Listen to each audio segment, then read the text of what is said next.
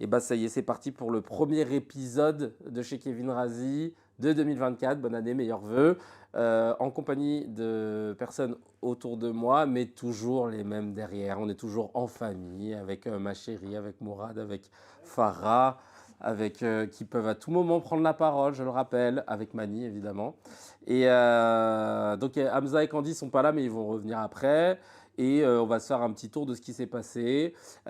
Sachez que voilà, pour cette nouvelle année, nous, ce qu'on a envie, c'est de pouvoir tenir ce rythme, de pouvoir garder ces petites discussions. J'ai eu plein de retours sur ce format. Apparemment, il me va bien et vous avez l'air d'apprécier pour ceux qui écoutent, donc tant mieux.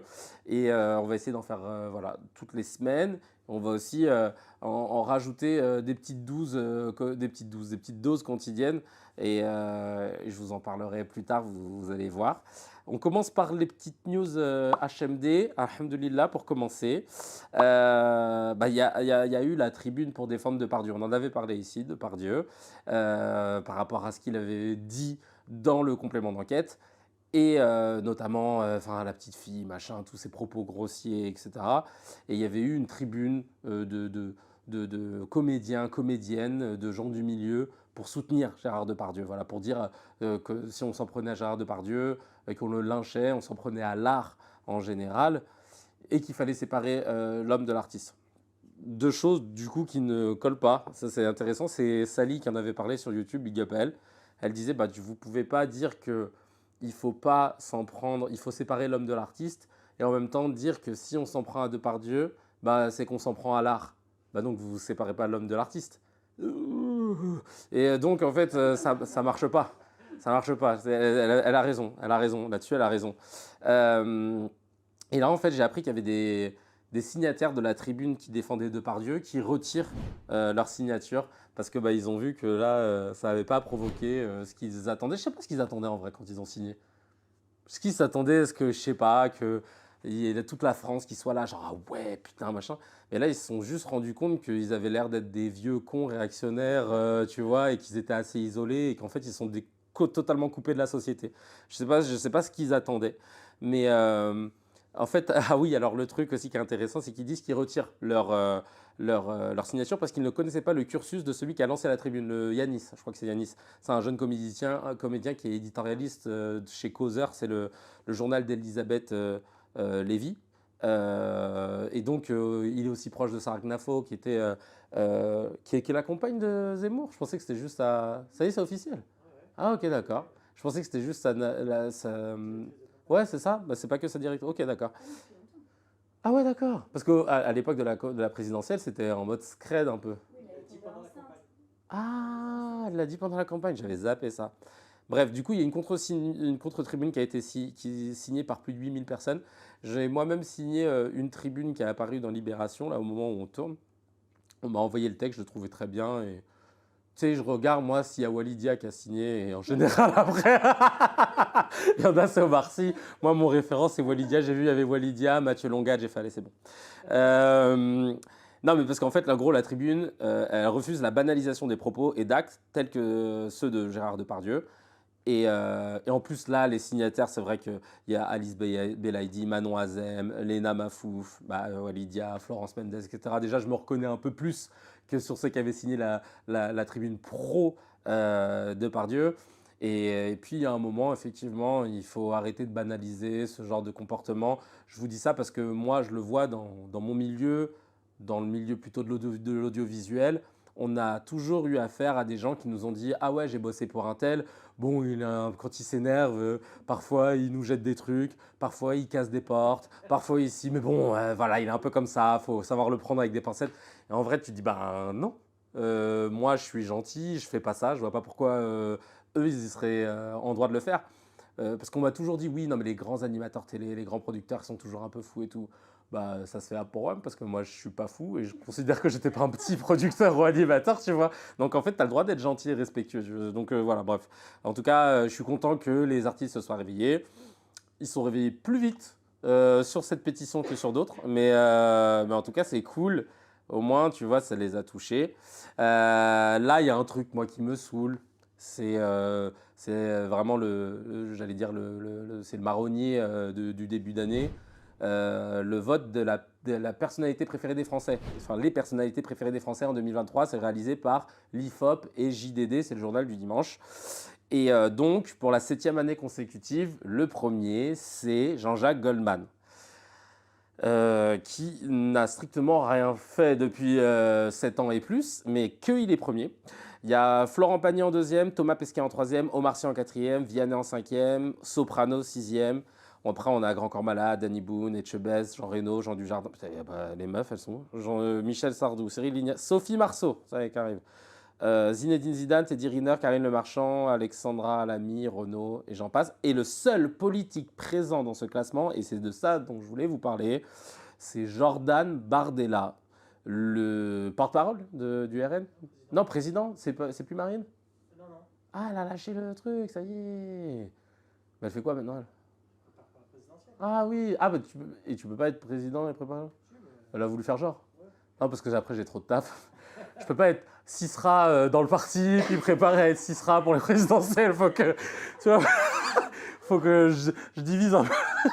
Après, je suis sous l'eau en termes de Cicera. Et donc, Jordan Bardella, c'est un peu le chouchou de la politique d'extrême droite, parce que le mec n'a pas de casserole, parce qu'il s'exprime bien, parce qu'il vend bien. Moi, j'ai même une pote Feuge qui m'a dit, franchement, Jordan Bardella, s'il se présente, moi, je serais capable de voter pour lui. J'aimerais rappeler à mon ami que les racines du Rassemblement national, c'est les SS. Hein. Donc, c'est ceux qui ont exterminé des ancêtres à toi. Donc, en fait, il y a un moment où je comprends pas, moi, de pouvoir, tu vois, être de confession juive, de connaître le passé et la Shoah, etc., d'avoir conscience de tout ça et de te retrouver à te rapprocher d'un parti qui a été fondé par des SS. En partie, enfin, Jean-Marie Le Pen et des SS. Tu dis, bah, il y a un truc qui fonctionne pas, les gars, n'oubliez pas. C'est peut-être que là, vous avez trouvé un cheval de course un peu commun parce que y en a il y en a certains qui en ont marre de l'immigration, qui sont islamophobes et tout, donc ils ont trouvé un cheval de course, tu vois, commun. Mais ça marche pas. Tôt ou tard, en fait, ça va. Les gars, s'ils arrivent au pouvoir, croyez pas que vous allez être bras dessus, bras dessous. Ils vont dire, ah, merci de m'avoir élu, allez dégager maintenant. Mais bref, il a une cote de ouf et je comprends pas pourquoi il est dans ce classement. En fait, le problème de ce sondage, c'est qu'on propose des noms en sondé. Tu vois, ça je savais pas, mais le journal du dimanche, il propose une grille de noms. Il propose une grille de noms et tu dois piocher dans cette grille de noms. Bah, donc par conséquent, c'est pour ça qu'on voit pas. Si tu mets pas par exemple Ayana Kamura, tu la verras jamais dans la grille parce qu'ils l'ont pas proposé. Sauf qu'en vérité, je ne suis pas sûr que si tu permettais une grille plus ouverte à un panel de Français plus large, tu ne trouverais pas Jean-Jacques Goldman dans le classement. Ouais. Tu sais combien il y a de personnalités En tout? dans la grille? Dans la grille? On pourra regarder. On va regarder. Mourad va regarder. Mais il ne doit pas y avoir beaucoup de masse. On va regarder. Et en fait, ce sondage, globalement, il ne sert à rien parce que... Mais c'est une bonne question, en tout cas. Ouais. Ah oui, Mani, il est en train de se frotter à toi?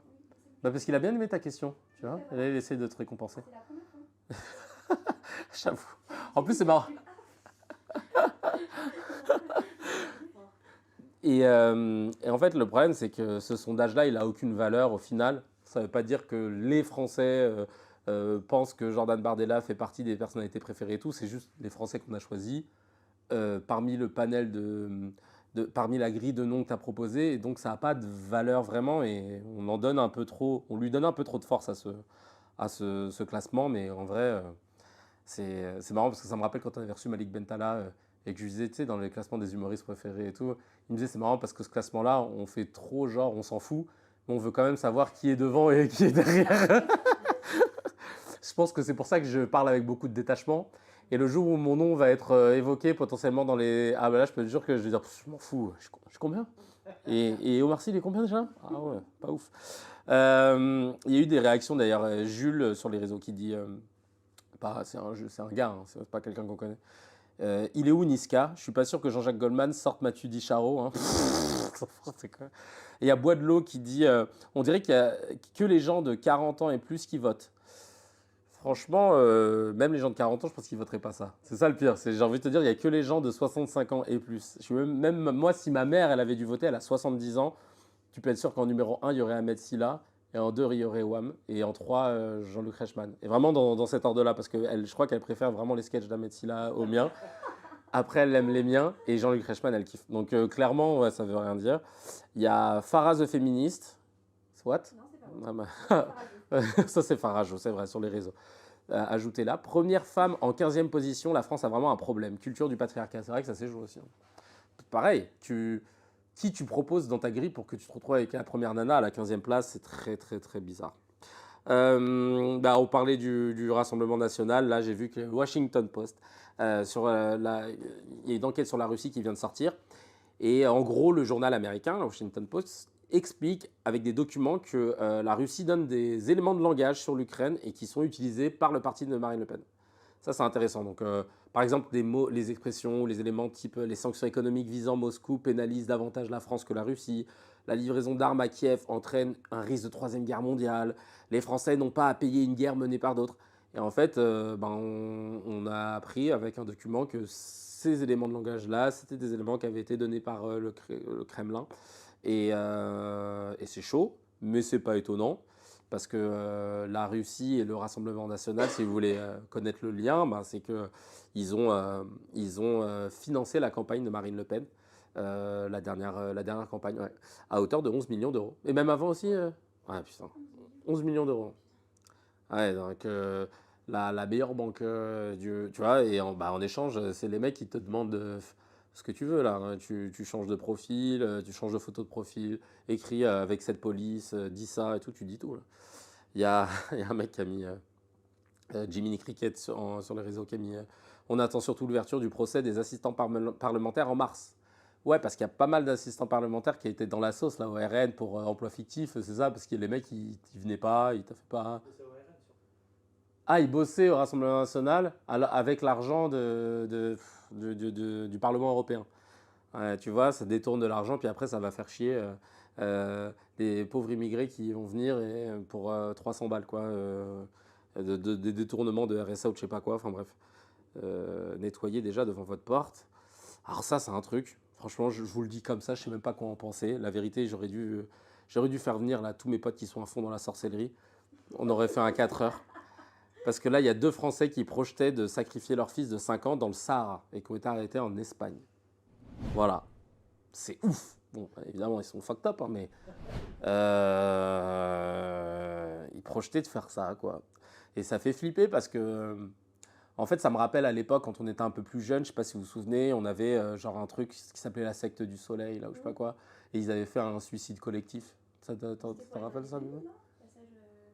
Ouais. C'était ça, c'était Ouais. le passage à l'an 2000. Ouais, je crois que c'était un truc comme ça. Et en fait, tu te rends compte que tu peux manipuler un peu, tu vois, les gens et que tu te rends compte qu'il y a il y a un truc psychologique qui peut se créer où tu peux être amené à faire des dingueries. Et moi, ça m'a toujours fasciné. La dernière fois, j'avais vu un reportage d'Élise Lucet sur France 3 qui date des années 90 sur un réseau pédophile sataniste. En plus, là, c'est elle, tu vois, qui l'a fait. C'est pas style une vidéo d'internet de complotiste. C'est un vrai documentaire. Et le pire dans ce documentaire-là, c'est qu'en gros, c'était des enfants qui parlaient visage caché et qui parlaient en pleurant et qui disaient ce qu'ils avaient vu et tout. Eh, ça te glace le sang. Ils te disent, on a vu, il y avait un enfant, c'était un enfant arabe et tout. Et puis ils l'ont tué, machin et tout. Et ils étaient en train de raconter ce truc-là. Et à la fin du reportage, en fait, eux, ils expliquaient quoi? Que les enfants, en fait, les parents étaient séparés. Les enfants, quand ils allaient chez leur père les amenait dans un immeuble. Ils prenaient des passages souterrains, machin, et là, ils arrivaient dans un temple chelou, machin, où il y avait des sacrifices de gamins et tout et tout. Les enfants, ils ont tous raconté leur version, tout ça. Les flics, ils sont allés chercher, refaire le chemin, chercher ce truc-là, ils n'ont pas trouvé une trace de porte dérobée, de machin.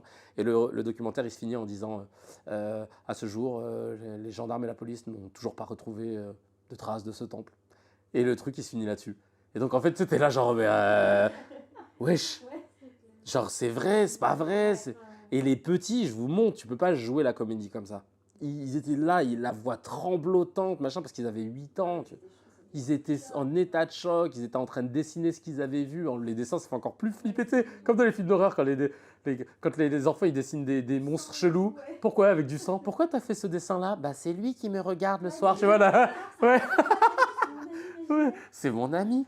Donc voilà, donc c'est pour ça que ça m'a fait penser à tout ça. J'ai rien à rajouter là, en vrai là-dessus, mais la news, elle m'a fait flipper. Il y a un gars, Il y a un gars qui était en colère à cause des coupures d'Internet, là où il habitait. Il a 35 piges. Et c'est à Pontarlier. Et il a sectionné la fibre dans tout le quartier. Il a privé environ 300 habitants de connexion Internet pour au moins 10 jours. Juste, il avait le seum. Bah, franchement, non, c'est pas bien. C'est pas bien. Tu vois, nous, s'il nous fait ça, t'as vu, on peut plus poster et tout, on était dégoûté. Mais il y a un commentaire, parce qu'il y en a plein des commentaires qui sont galeries. Il y en a un qui a dit en soi, si une personne se plaint des coupures, en vrai, il bouge pas. T'as beau appeler 10 fois, les gars viennent pas. Alors que là, s'il y en a 300, bah, ils vont direct intervenir, c'est pas si bête. Il a dit égoïste, mais pas bête. Hein. Il aura Internet nickel maintenant. Mais c'est pas faux. Hein. T'as Izem qui dit c'est le plus grand rageux du 21e siècle. C'est clair. Et t'as Sam qui dit le kamikaze par excellence. Si j'ai pas, personne n'a. Il va se faire lyncher par la population, le gars. Non, j'avoue, c'est chaud. Une autre petite news pour conclure d'ailleurs, hein, ça y est, ça va si vite déjà avec vous. L'hôpital européen Georges Pompidou à Paris. C'est l'un des plus importants établissements de public de santé en France. Et ils ont lancé une campagne de collecte de fonds pour l'acquisition d'un nouveau scanner. Et c'était intéressant de vous parler de ça parce que tu te dis que c'est vraiment la hesse, c'est vraiment la misère. Parce que tu vas retrouver aujourd'hui des établissements hospitaliers sur Ulule ou sur Litchi ou KissKissBankBank pour pouvoir acheter du matériel médical. Et tu te dis, s'ils en sont à faire ça, c'est que c'est chelou parce que normalement, un établissement public, il n'est pas censé avoir affaire à des appels à des fonds privés ou des dons, quoi. Parce que normalement, c'est l'État qui est censé prendre en charge ça. Acheter un nouveau scanner, bah, tu dis, bah, ça rentre dans le budget, et puis si ça rentre pas, bon, tu te démerdes, quoi. Mais là, carrément, on leur a dit, c'est mort de chez mort. Donc vous faites autre chose. Et je trouve ça trop triste. Je trouve ça trop triste. Je pense que c'est pour moi un des enjeux avant l'immigration, que déjà, il y a l'écologie, t'as l'éducation et la santé. Enfin, ça devrait être vraiment genre les trois trucs, tu sais, sur lesquels tu taffes et puis après le reste en découle. Tu vois, si les gens sont en meilleure santé, bon bah voilà, ton trou de la sécu, il ira un peu mieux, machin. Si les gens mangent mieux, ils iront moins, ils seront moins malades. Si les gens ont du taf, bah ils seront moins dans la précarité. Donc du coup, commettront moins de délits. Donc ils iront moins en prison. Donc on désengorgera les prisons et puis aussi la machine judiciaire qui a encrassé tout ça. En fait, tout découle de ces trucs-là, tu vois. Et je me dis, c'est un truc de ouf de laisser ça comme ça et toi d'aller faire des. Quand je dis toi, je parle d'Emmanuel Macron parce que c'est mon pote. D'aller chez C'est à vous pour défendre Depardieu, pour dire que c'est un monstre sacré, machin. Alors qu'en vrai, t'as tellement de pain sur la planche. Je sais même pas comment il a eu le temps d'aller là-bas. Vraiment. En plus, c'est eux qui sont venus, ouais. Ouais, il y avait ça. Donc il y a eu pas mal de réactions. Il y a l'un des Routes 137 qui dit c'est l'un des plus importants établissements publics de santé en France et il est obligé de mendier. La France va mal. Bah ouais, en vrai. Putain, ça fait vraiment phrase de Pascal Praud quand je dis ça. La France va mal. La France va mal. Les amis, il y a Isma qui dit mais les impôts ne sont pas censés financer ce genre de projet. C'est ça en fait, hein, c'est là que le bas blesse. Je comprends pas. Il y a Gamès qui dit désolé, Macron est trop occupé à soutenir Depardieu. Bah, tu vois, on dit les mêmes choses. Ça, c'est les grands esprits qui se rencontrent. Et il y a Sam qui donne une analyse très intéressante et drôle. Il dit en gros, l'hôpital nous demande de l'argent pour nous soigner gratuitement derrière. Et ça, c'est vrai que c'est la logique du truc, c'est que ben on en arrive, on va être dans un système américain où en fait il va falloir qu'on ait tous des putains de mutuelles, ce qui est un peu déjà le cas, hein, parce que tu as vu. Ouais, parce que. Bah ouais, moi je vois la dernière opération que j'ai faite, ça y est, il n'y a pas énormément de choses qui ont été prises en charge par la Sécu, ou même quand je m'étais fait une entorse ou un truc comme ça. En vrai, il y a plein de trucs que tu te retrouves. C'est des compléments. Alors à l'époque, c'était stylé les compléments. Je sais pas si tu te rappelles, Mourad, on en rigolait. Quand les pharmaciens, tu sais, quand tu as une ordonnance, tu donnes l'ordonnance et tu ramènes les médicaments. Par contre, je suis désolé, il y aura un truc qui n'est pas pris en charge, il va falloir rajouter 1,57 €. Genre, elle te le disait comme ça. On était tellement privilégiés. 1,57 € à votre charge. Et toi, tu es là, bah frère, bien sûr, même 2, mais 2 euros, il n'y a pas de souci. Alors que là, c'est fini, hein. Et là, maintenant, c'est quand je fais une radio, il me reste toujours 50 balles à payer. Quand je vais acheter des médicaments, il me reste 35 balles à Bah, payer. les médicaments, même pour les enfants, Ah il y ouais? en a de moins en moins qui sont remboursés. Enfin, je sais pas toi, moi, il y en a de moins en moins. Il est soignable. D'accord, ouais. Il Non, tombe pas malade. Mais il a de la fièvre. Non, il a sang chaud. Bah voilà, c'était l'épisode de rentrée tranquille en détente, CKR. Et très vite, là, on va revenir avec mes comparses, Hamza et Candy, pour pouvoir répondre aussi à vos commentaires. Donc n'hésitez pas à laisser des commentaires sur chaque vidéo parce que de temps en temps, on fait des épisodes où on va répondre à vos messages. Et honnêtement, les messages, plus ils sont intéressants, plus ça nous ouvre à... Quand je dis plus ils sont intéressants, c'est dans le sens où plus vous apportez quelque chose, pas juste ah c'était de la merde ou ah c'était cool, mais si en plus de ça vous ajoutez votre pierre et que vous racontez, vous proposez des anecdotes à vous en rebond sur le sujet, etc., bah, ça nous nourrit parce que derrière, et puis vous l'avez vu avec Hamza, on a un moulin à parole aussi. Donc, lui, c'est une machine. Tu lui dis un mot, il te fait un thème. Il te fait un thème. C'est le chat GPT. Donc, derrière, ça peut faire plein de belles discussions. Donc, le but, c'est de garder cette émission ultra interactive. Et puis, bah voilà. Donc, on continue de partager, continue de liker. Nous, on progresse de fil en aiguille. Désolé, parfois, il y a des problèmes de son. Parfois, il y a des montages qui sont pas très bien calés sur des vidéos et tout. Mais on progresse tranquillement. Et de fil en aiguille, on va y arriver, mais on est ensemble en tout cas, donc merci beaucoup.